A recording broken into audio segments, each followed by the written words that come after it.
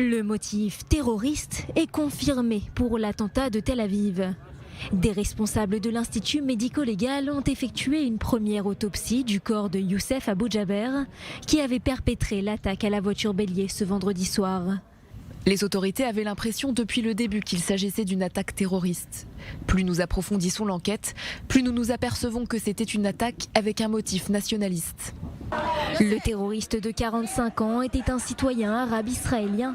Il travaillait comme concierge dans un lycée de Kiryat Ono dans le centre d'Israël. Il n'était pas connu des services de renseignement. L'autopsie préliminaire a été menée à la demande du Shin Bet et de la police du district de Tel Aviv. Ils souhaitaient vérifier les allégations d'une partie de la famille Abou Jaber. Elle affirme en effet qu'il s'agit d'un accident de voiture avec à l'origine un AVC ou un problème cardiaque, ce qui aurait provoqué selon elle la perte de contrôle du véhicule que conduisait Youssef Abou Jaber. Vous pouvez voir sur les images que c'est un accident de voiture. Il a essayé de minimiser les dégâts et s'est même mis en danger.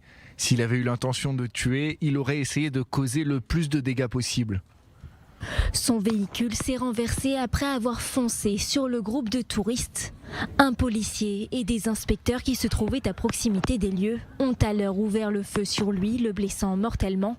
La police a affirmé qu'elle l'avait vu tendre la main pour prendre un objet semblable à un revolver. Il s'est avéré par la suite que l'objet était une arme factice. Des tests supplémentaires permettront de déterminer s'il était sous l'influence de drogue, d'alcool ou s'il souffrait d'une autre condition médicale au moment de l'attaque. L'attentat a coûté la vie à Alessandro Parini, un touriste italien de 36 ans venu de Rome pour fêter Pâques. Il se trouvait sur la promenade de Tel Aviv avec ses amis lorsqu'il a été fauché par la voiture. 7 autres personnes ont été blessées dans l'attaque, tous des touristes italiens et britanniques. Alessandro Parini est la 18e victime de cette vague d'attentats depuis le début de l'année.